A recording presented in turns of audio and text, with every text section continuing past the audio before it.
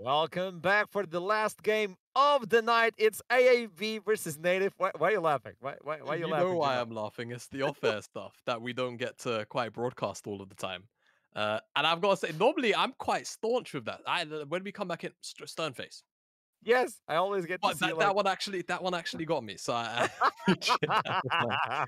But like you say, we're here, final game of the day. It's been a bit of a long day. It feels like it has been a long day, but the results have been very important and very interesting, I think, crucially, right? Kind of mind scratching for once we do get to the very end of the day to look at the standings, how things have kind of shifted around a little. Do you want to see the standings? Even though they're not updated, do you want to see the standings so we can understand I what's going know to we're happen? annoying Reed with this every pregame, but I, sure, I don't mind. As long as Reed is okay with it. There you go. So Storyline. Flung just won their game, which means they are 9-5. I'm sorry that they're not updated game by game. We do our best here at the NLC, I promise. Uh, uh, I'm sorry. Our perfectionist. I'm sorry. Nativz, they have to win this game in order to secure, second place to themselves and continue to solidify that as their position. And of course, remember, this is the winner-loser bracket with 2 teams in the winner bracket. So that means coming first or second means you are in the upper bracket. Third through sixth means you fall into the lower bracket, which is obviously you get 1 less chance, and you also get into finals with a very, very long road of best ofs. So ensuring that you keep Flung off of your tail and away from being matched with you in score is very important, and I think this is a very, very good game to go into that Flung matchup next week with, as AaB haven't been doing the best, unfortunately, as they sit, I think, 2-10, 2-9 in the standings. Nativz, in their minds, should be looking at this as a game that they take relatively comfortably. I know of what's going to happen in this Champions Select. Okay. Natives are going to over. Oh, that would be, yeah, that would be very Nativz. They're in with the memes. They do enjoy the Nativz memes. They just teased me, so Yeah, I know that might happen. I mean, they can ban. You know, the big brain move would be for AaB to ban Pantheon, and then you don't get that. Okay, yeah, now if they were on your side. AD. What do you mean sides? I just want to have fun. AD carries are being chipped away, and Chinzao as well. So no Bobas with Chinzao on this one, and the AD carry pool has been chipped away. Yeah, okay. So Karma, the other sort of A-ish tier, B tier pick that we see come out as a first pick from time to time when you have all of these champions removed away, which are very commonly first picked. And we heard earlier in the day from the Domino head coach, he thinks that Karma is an insanely strong champion. Give her the Moonstone, and it's just a very powerful tool to have on your team. Amumu hovered from start to finish, and I feel like we're going to get a last-second Pantheon, maybe? But we get a Renata Glask! Okay, and there's your Pantheon hover to irritate you, but that Renata is going to be real fun to track and trace, because if it's into Karma, it feels like the general consensus that I've gotten from speaking with basically just Gorbor, because he seems to be the Renata aspect at the moment, is the laning phase, not too strong. You have a couple of tools for setup, yeah, great, but the laning phase itself, if you get into some of these engaged tanks, feels kind of bad. Karma isn't exactly that, and then we get a Kiana on the back of it. Okay. This is such a good day. I'm enjoying this beyond expectations. Now you get a lot of this, but if you're AaB and you see a Renata first pick, the first thing I'm thinking is, okay, we split push. We don't force team fights. That way the ultimate is not as important as you think it's going to be.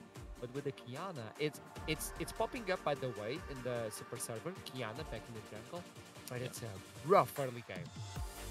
Rough. At level 4, when you awaken.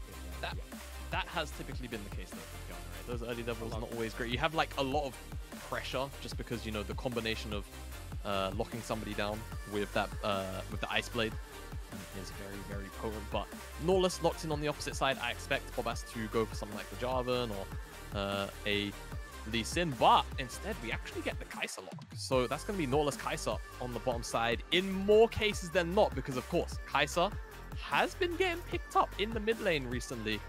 Even over in Korea with that sort of AP hybrid build, basically what we saw MNS pull out a couple of weeks ago, it has actually started to come to fruition as more than just a little bit of a quirky counter, as on the opposite side, Nativz will round out their composition for the first 3 picks with a Jace. So it's still flexible. Qiyana can actually, by all rights, go into all 3 lanes in the top side too. Jungle, top, mid. So not too much revealed from the Nativz end. Only that really Clocks should be the one piloting this Renata. As Nativz, time for bans. If they start to ban out junglers, my expectation is that this will be Qiyana in the jungle, but they're going to go for the Malphite ban away just to ensure that it's not picked into Lindorf's Jace. So that's maybe a bit of a telltale that, yeah, Jace should be in the hands of Lindorf here.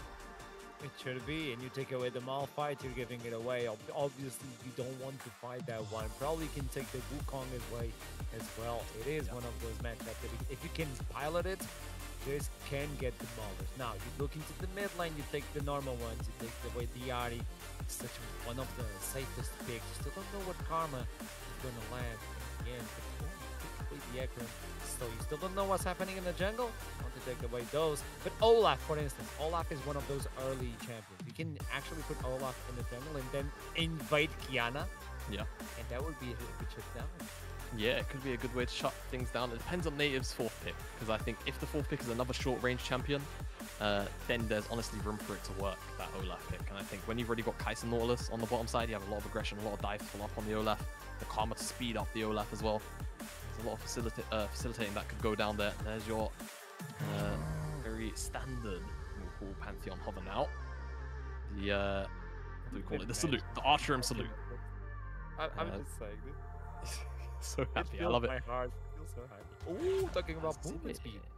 Okay, yeah. So Sivir going to be picked up here by Nativz, and it's something that we saw a couple of was it on Tuesday? It might have been this week actually already. We've seen Sivir come out earlier on and didn't look too terrible. We'll see what AaB decide to go for, because this is a pick that, if I remember correctly, used to do well into Kai'Sa in lane. But if it still does the same, I'm actually not entirely sure, as Diana actually does mean that this composition is very, very heavy on magic damage. I will say that from the get-go. The Yasuo combination would then say that that should be Gunkus piloting that Karma in the top side. So a lot of explosive burst on the bottom side, and especially obviously in the mid lane between the Yasuo and Diana. And now over to Nativz to round out where exactly they're putting their champions. Would be a really good support. This could also work. This could also work. Yeah. No, yeah, you already have the support. What I'm talking about. Yeah, no. So, shut me up, man. I will. So, Renar going in the bottom lane into the Kai'Sa Nautilus. I'm honestly just gonna say I haven't seen enough Renar to have a good read on all of the specific matchups. But like I've said, the matchup into a lot of these engaged tanks, I've been told absolutely sucks. So we'll see whether or not Ribery and Tun can actually make this 2v2 work, because Sivir isn't exactly the best, laning champion either. She has a lot of wave clear, a fair amount of poke, but it's not particularly potent in the face of all-in engage between the Kai'Sa and the Nautilus. And obviously in the mid lane, actually it seems like Blue is going to be piloting this Karma. So it's Gunkus in the top side against this Jace of Lundorf's, where they're going to be using this combination instead. Definitely a little bit unorthodox, but I think when the Veigar came in, they said, okay, we can't have, Yasuo trapped in a baby cage to then have, the Qiyana effectively bully him into submission, chuck him up towards the top side. So let's see what AaB actually do, because now they have 2, what I would consider high economy lanes on either side of the map. And then they've also got the low economy in the mid lane via the Karma. So that's going to be a difficult thing to deal with. Nativz on the opposite side, though, the world is kind of their oyster. If they want to try and play towards the bot side, they can. If they want to play more into this top side with the Jace, they certainly can with the fact that it's Yasuo against Jace and Qiyana. There's a lot of burst damage between those 2 champions. And they can still technically play through the mid lane to try and pick up some cheeky picks onto this Karma, again, with the setup that the Veigar provides. So early game-wise, things could go whatever way the teams really feel like putting priority on. So there's not really too much that should be set in stone or preordained from the get-go. Then you have a team, AaB, that has a lot of team fight potential. They want to force some team fights. You have the Diana, you have the Yasuo. You can get like the triple or 4 or 5-man knock-up alongside with the follow-up of the Yasuo. But then you put yourself in a position where Renata can use the hostile takeover. Yeah, that's the way you say it. Hostile takeover. and put everybody fighting against each other. So it's no longer a 5v5, it's a 10v0, I would say. I don't know how to point this out. Or as Trouble usually says, it's a 9v2. I don't know why she does that, but okay. Math is art, and welcome to Summoner's Rift.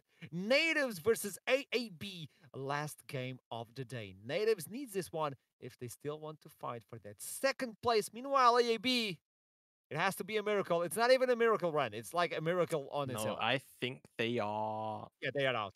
Yeah, I don't think they can make it into playoffs anymore. I think with the way that head-to-heads work, they would have to win every game, and then and then there would Everybody have would to have be to some lose. crazy weird thing. But I think just with the way that the schedule lies out, unfortunately, playoffs should be out of AaB's reach. If it isn't now, if they lose this game, it certainly will be.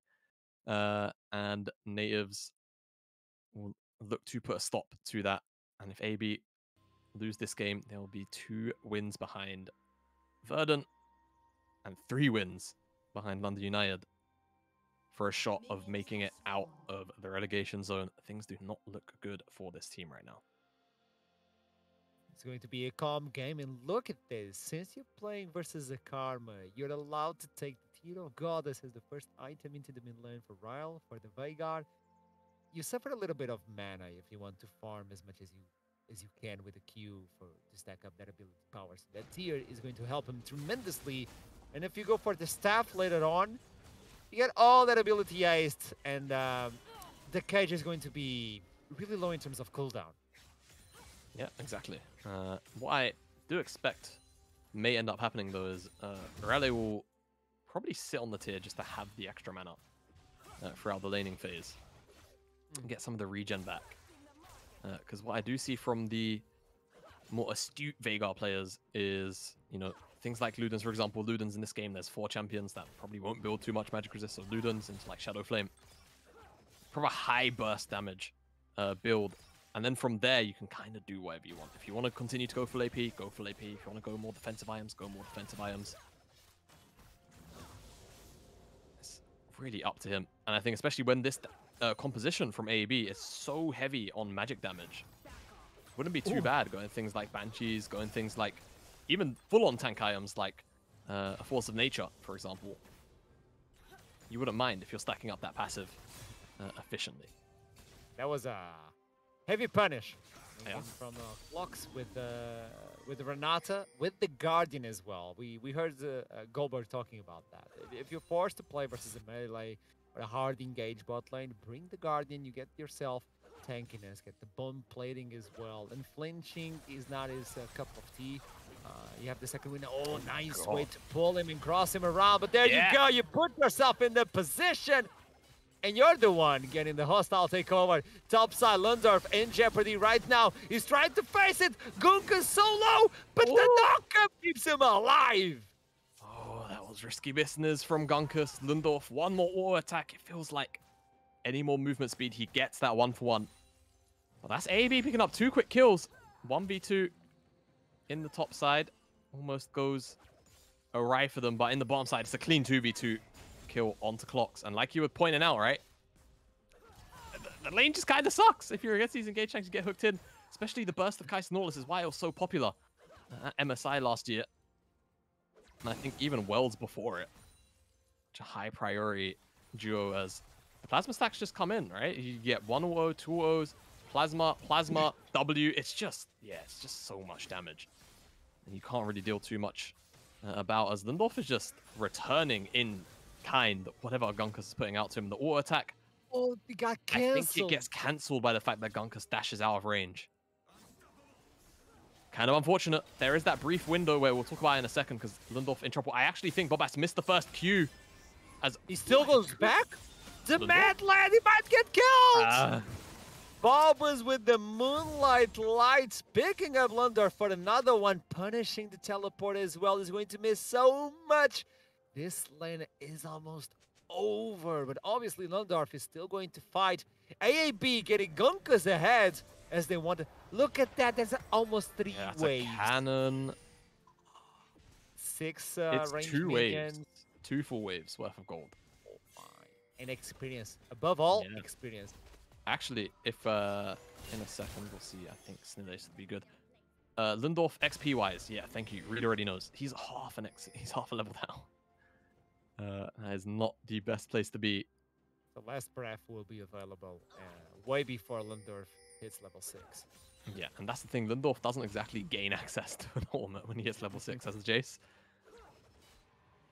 So that spike is going to be quite scary, and Gunkus has the tier 2 boots ready. The Berserker Grease Rush, very common, has been for a while on Yasuo. And it just means you're going to stack up that passive quicker, your shield's going to be online faster. And it's going to be a little more irritating to deal with in terms of getting into auto attack range. Yalpa in the lead. Obviously, you have to do that soon. Getting punished heavily. They're chasing him up. Boomerang connect. The ignite is burning. I don't think this is enough. The heal is available. He's checking on a potion. More than enough, but that's a warning shot. Yep, absolutely. It is. You can see the kind of punish that you can get off of that drag with the Renata Q. But opposite side of the map, Snille was eyeing up a gank here. But Bobas was waiting in the wings, so even if you were able to make something happen, it was a 2v2 at best, always. As the mid lane has been quite quiet. Lundorf again getting caught. He misses the first one, so Lundorf is fine for now, but the bleeding is non-stop. Gunkus again, so low. Every single time you go down, you leave the enemy even lower than you think. That's even more punishing in your mind. Yeah, no, absolutely. It's a mental thing of how many times is Bobas going to come up here to the top side? And how many times am I going to not get a kill out of these 2v1s? It does feel quite bad. Gunkus is going to get a plate. Skullcrab's going to be given over to Bobas. Bobas is actually level 6 already.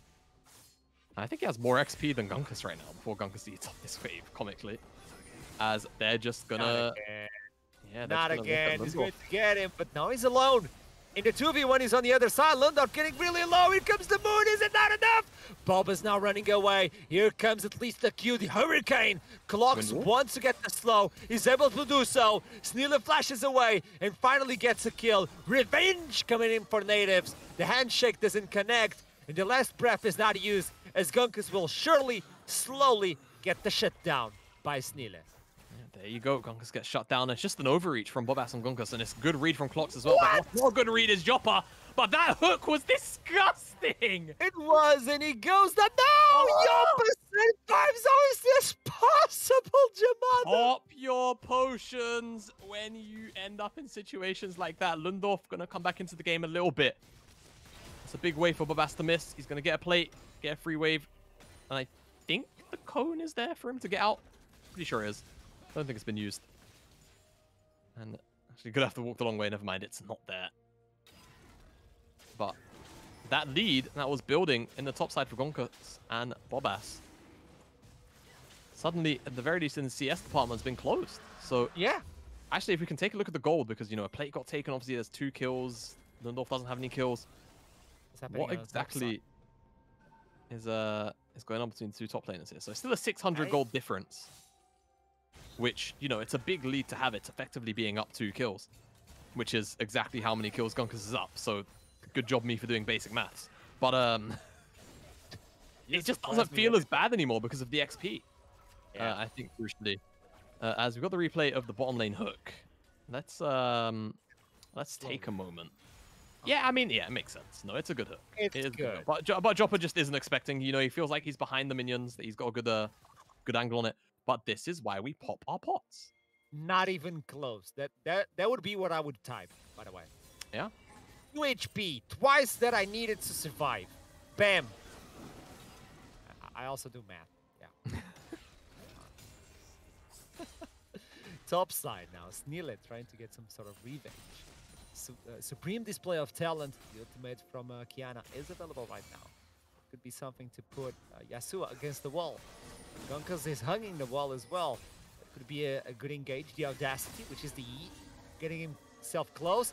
And there you go. Supreme display of talent. Lundorf gets revenge and laughs at the enemy. He's not even going for the play because he knows Bobas is on the top side. He knows. Yeah, exactly. And tempo is key anyway, if you want to try and get a reset in. But he's sticking around waiting for Bobas and Lord Tun to actually show up. The comms must be there. As now he reveals himself. Teleport comes in, and I mean, somebody could very easily come off that Herald. Yeah. and come and kill Lundorf. So let's see if he just backs up. I think the obvious answer is going to be yes. This is a weird timing for him now. Not Yeah. taking the early recall is putting him in a weird position. He does have TP available, so I know he's trying to farm a little bit to get the Caulfield's Warhammer, or probably, no, he's going for the Eclipse, so obviously trying to get the Vampiric, or to finish up the item. There we go, Lundorf. Chase is on.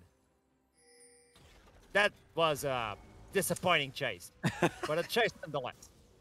Yeah, a barely chase, we'll call it. Yeah. I'm gonna get you, no you're not. Fair enough. Yeah, as mid lane blue Ben, we will be seeing that Moonstone build come out from the Karma. As top side, they're just going to break the whole tower here, which 10 minutes into the game, I don't know if I agree with this call, to be entirely honest with you. I think keep the lane going. The lane sucks for Lundorf right now.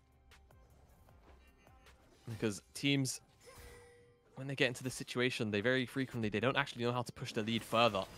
Lundorf. They're pushing. Yeah, Lundorf only not going to die there because Bobas didn't have flash. Otherwise, I'm pretty sure he would have gone in, but he's going to find it anyway.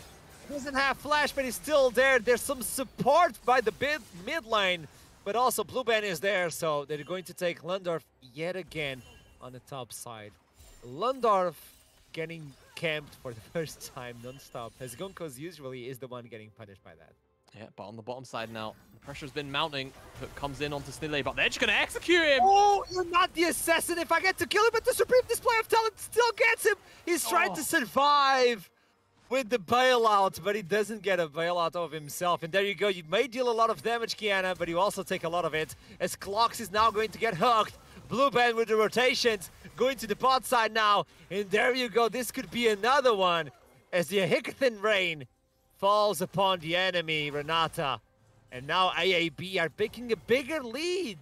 Yeah, I mean, I was about to say the exact same thing. Archer, this gold lead is growing, and it's growing quickly. 4,000 gold. Obviously, a lot of that is front-ended into the top side play and the top of the map in general, across the map. Typically, the gold differences between the laners not so big, but this is Nativz. You know, the team that has quite consistently been the strongest second team, right? There's obviously been Munster, then Nativz. Right now, they're losing to a 10th place AaB, who just about everybody has rolled over. But as my producer, and I was actually about to bring up anyway, highlights to me, they lost to AaB in the first round robin. So AaB seems to be, AaB seems to be a bit of their kryptonite as things stand. Looking to repeat their success of one of their few wins that they have picked up, AaB. We've got to discuss the Karma in the mid lane. Usually, I'm not a fan of this pick, but the way he's moved... Oh, really? He has the flash available. Event Horizon is going to buy him a little bit of time. And meanwhile, Gunkus on the bot side is the one getting ganked. He does have the last breath. He's trying to get Snille. It doesn't quite get the last one. But the dragon still goes down for AaB. So another objective coming in clean.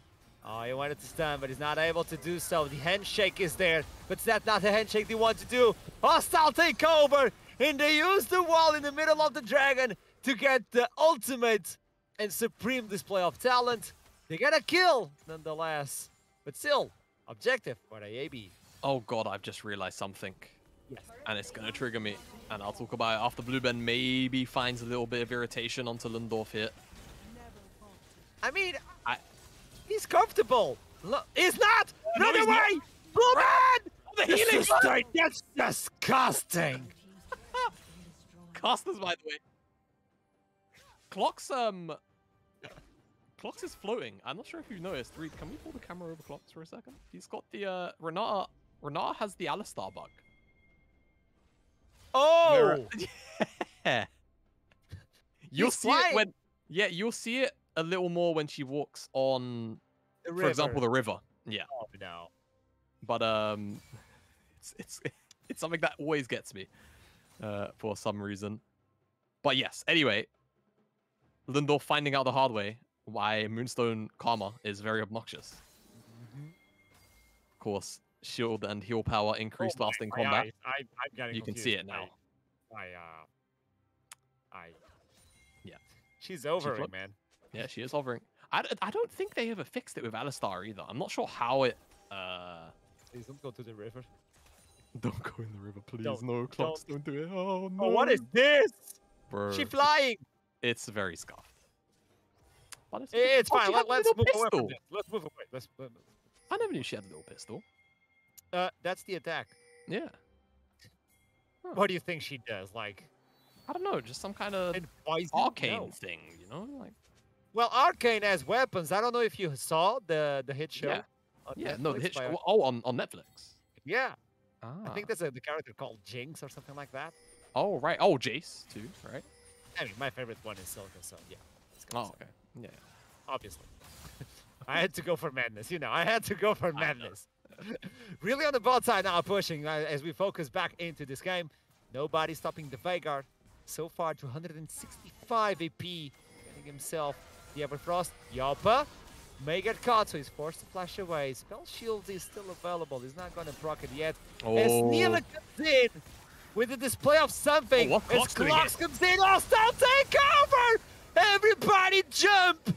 Everybody attacks everybody! And what a turnaround by Renata. Yeah, Renata, that ultimate ensures that team fight is a win for Nativz. And I was about to say, Flung have to be watching this game, mouths watering, hands being rubbed together, seeing AaB put it to Nativz. But Nativz, they find a turnaround fight there for now. Blueben gonna force these members off of the Herald, and this might just be a leash, actually. It Herald, is. Yeah, Herald's gonna go over. And I've got to say, this comp from AaB, whilst it's very heavy on magic damage, it should scale okay into most of Nativ's comp here. As yeah, this Renata armor, it's just so massive. And whilst, you know, it's not a late game AD carry one-shotting anybody, you know, the damage that comes out isn't necessarily huge by any means. The fact that it's just 4 champions standing in still, attacking each other, means that Nativz get to deal all of this damage without it being responded to. Blueben again versus Lindorf. This is something that's not going to happen. You have a lot of damage, but then Blueben has a lot of heal. So, gentleman's agreement as Clocks is still flying above the river at this point. Meanwhile, looking into the items, not much to bring out aside from Yoppa getting himself the Gale Force, and now going for the SS River as the second item for the Sivir. And there's a Serpent's Fang for Snile. Yeah, I love it.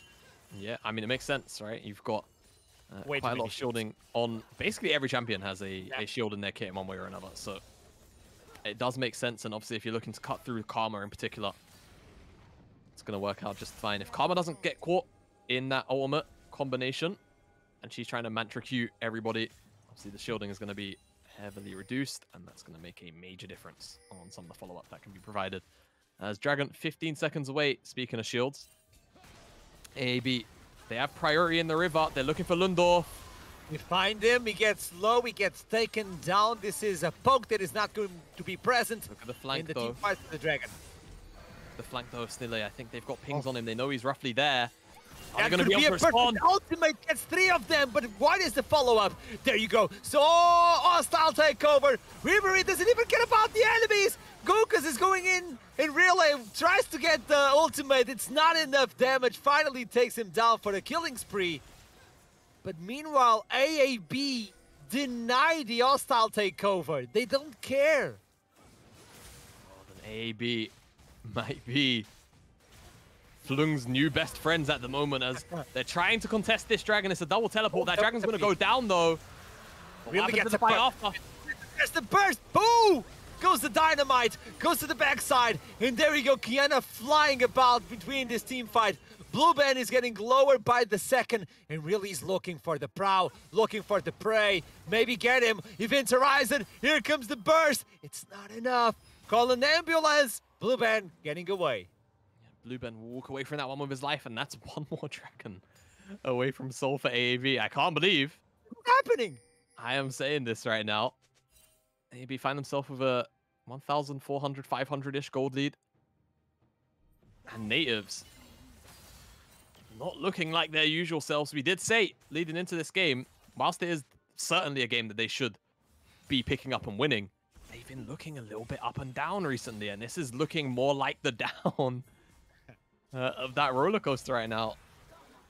But you know, you can't take it away, I will say, from AaB. They have been playing quite well. And they've been punishing.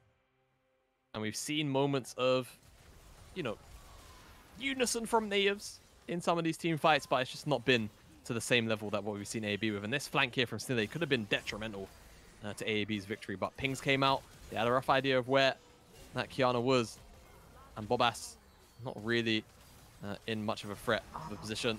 Yeah, Dredge line just to make sure that Gunkus can come in here. And I don't think, unfortunately, Gunkus is expecting so much burst damage.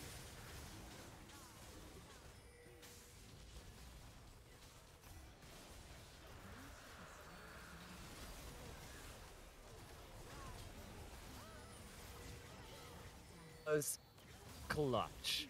Yeah, because he was going to attack Yasuo and he got enough time and enough distance to then focus on the enemy and use the burst that he had to kill the enemy and not the ally. That would be a different story if the supercharge was not used.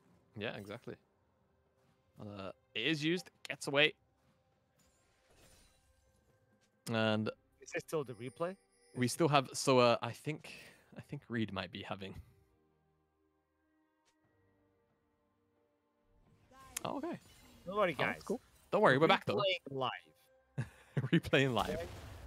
As excuse the very minor production issue. We are here. Don't worry, we're not gone.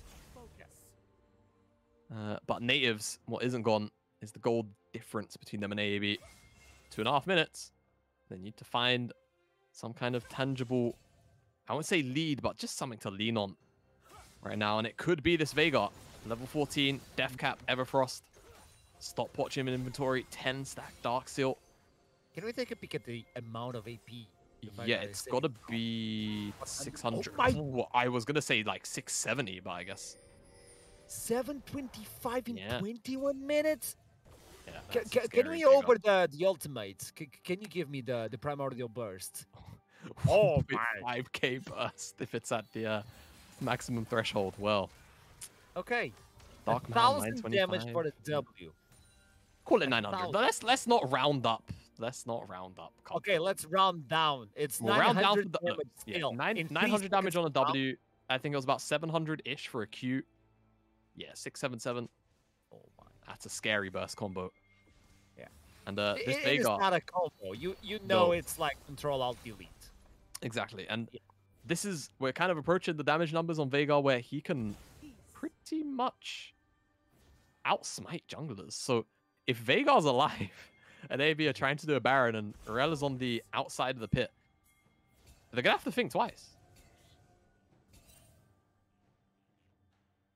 I'm scared of what might happen in the future because it also has the Predator. So even if you're out of Kai'Sa, even if you can go invisible with the Supercharge, which I don't think he still has it because he hasn't finished the attack speed item, the Zeal item. I think that's going to be a Phantom Dancer, probably to get that attack speed. I don't think it has it upgraded yet. I think the Q is upgraded, but the E is still not upgraded. So you don't get to go invisible. So Predator puts you in distance.